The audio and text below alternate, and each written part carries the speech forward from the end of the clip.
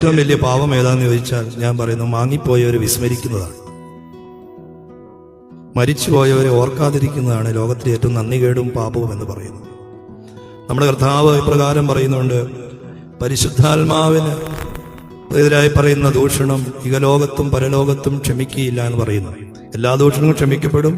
പരിശുദ്ധാത്മാവിന് വിരോധമായി പറയുന്ന പാപം പരലോകത്തും ക്ഷമിക്കപ്പെടുകയില്ല. പരലോകം, അതർ വേൾഡ്, അവിടെ ക്ഷമിക്കപ്പെടും, ക്ഷമയ്ക്ക് സാധ്യതയുണ്ടെന്ന് ഭർത്താവ് പറയുകയാണ്.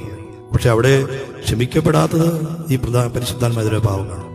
ഇഹലോകത്തും പരലോകത്തും പാപക്ഷമയ്ക്ക് സാധ്യതയുണ്ട്, ഈ ലോകത്തും വരുവാനിരിക്കും. അതുകൊണ്ടാണ് ദൈവത്തിൽ നിന്ന് കടങ്ങൾക്ക് പരിഹാരവും പാപങ്ങൾക്ക് മോചനവും രണ്ട് ലോകങ്ങളിൽ നാം പ്രാപിക്കട്ടെ എന്ന് പ്രാർത്ഥിക്കും. ഈ ലോകത്ത് മാത്രം പോരാ പാപക്ഷമ. പട്ടക്കാരൻ പബ്ലിക്കായിട്ട് ഓസോയോ നൽകുമ്പോൾ പറയുന്ന വാക്യം അതാണ്, ദൈവത്തിൽ നിന്ന് കടങ്ങൾക്ക് പരിഹാരവും പാപങ്ങൾക്ക് മോചനവും രണ്ട് ലോകങ്ങൾ, ബോത്ത് വേൾഡ്, രണ്ട് ലോകത്തിനും ലോകങ്ങളിലും പാപക്ഷമയ്ക്ക് സാധ്യതയാണ്. ക്രിസ്തു പറയുന്നു, പരിശുദ്ധാത്മാവിന് വിരോധമായ പാപം ഈ ലോകത്തും പരലോകത്തും ക്ഷമിക്കപ്പെടുകയില്ല.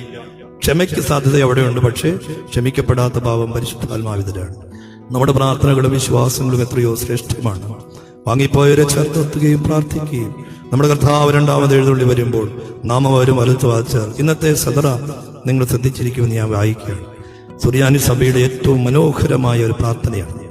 അതുപോലെ ഒരു പ്രാർത്ഥന ലോകത്തൊരു ക്രൈസ്തവ സഭയിലും കാണാനായിട്ട് സാധിക്കും. നമ്മുടെ കർത്താവിന്റെ സിംഹാസനത്തിൽ രണ്ടാമത് എഴുന്നള്ളി വരുമ്പോൾ ആദം മുതൽ ഇന്ന് വരെയുള്ള തലമുറകൾ, സകല വംശങ്ങളും ഗോത്രങ്ങളും അവന്റെ മുമ്പാകെ വരുന്നു. അതിൽ നല്ലവരും തിന്മയുണ്ട്. കായേനും ഉണ്ട്, ഹാബേലും ഉണ്ട്. പൗലോസ്ലീഹായുണ്ട്, വിധിച്ച ഫേലിക്സും ഉണ്ട്. പത്രോസ് ഉണ്ട്, പത്രോസിനെ കൊന്ന നീറോയുമുണ്ട്. ബോത്ത് നന്മ ചെയ്തവരും തിന്മ ചെയ്തവരും ഒന്നിച്ചു ചേരുമ്പോൾ നമ്മുടെ കർത്താവിന്റെ ഭയങ്കര ന്യായവിധി ഓർപ്പെടുത്തുന്ന ആ സദറ, എനിക്കിന്ന് ശബ്ദം കുറവായതുകൊണ്ടത് അത്ര ഭംഗിയായി ഞാൻ വായിച്ചു എന്ന് തോന്നുന്നു. വാത്സല്യമുള്ളവരെ, നമ്മുടെ ജീവിതത്തെ ക്രമപ്പെടുത്തുവാനും മരണം ഇന്നല്ലെങ്കിൽ നാളെ വരുമ്പോൾ നമ്മൾ ദൈവത്തോടു കൂടെ ചേർന്ന് നിൽക്കാനായിട്ട് സാധിക്കട്ടെ. കുറെ നാൾ മുമ്പ് ഞാനൊരു article, death is my guru, Hindu news പേപ്പറിലാണത് വന്നത്. ഡെത്ത് ഈസ് മൈ ഗുരു, മരണമാണ് എൻ്റെ ടീച്ചർ. മരണം ഓരോ മനുഷ്യൻ ഓരോ കാര്യങ്ങൾ പഠിപ്പിക്കുന്നു. അതില് അപ്പൻ മകന്റെ മടിയിൽ കിടന്നുകൊണ്ടാണ് മരിക്കുന്നത്. മരണത്തിന്റെ അവസാന നിമിഷത്തിൽ അപ്പൻ മോനോട് പറയുകയാണ്, എനിക്ക് മരണഭയമുണ്ടെങ്കിലും വേദനയുണ്ടെങ്കിലും ഞാൻ ഈ ലോകത്ത് കടന്നു പോകുമ്പോൾ എൻ്റെ പൂർത്തീകരിക്കാത്ത സ്വപ്നങ്ങളും ജീവിതങ്ങളുമാണ് എന്നെ വേദനപ്പെടുത്തുന്നത്. അൺലിവ്ഡ് ലൈഫ്, പൂർത്തീകരിക്കാത്ത ജീവിതം, എൻ്റെ റെസ്പോൺസിബിലിറ്റി പലതും ഞാൻ പരാജയപ്പെട്ടിട്ടുണ്ട്. ആ മനുഷ്യൻ അപ്പം മോനോട് പറയുകയാണ്, ഈ മരിക്കുന്നതിനേക്കാൾ വേദന എൻ്റെ ഡ്യൂട്ടി പലതും ചെയ്തു തീർക്കാനുണ്ട്.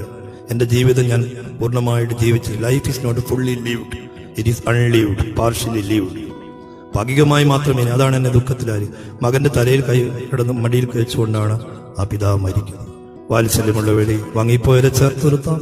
നമ്മൾ മരണത്തെ അഭിമുഖീകരിക്കുവാനുള്ള ആ ഒരു വിശ്വാസത്തോടുകൂടി മുന്നോട്ട് പോകാൻ സാധിക്കട്ടെ എന്ന് ഓർപ്പിച്ചുകൊണ്ട് വാക്കുകൾ ഉപസംഹരിക്കുന്നു.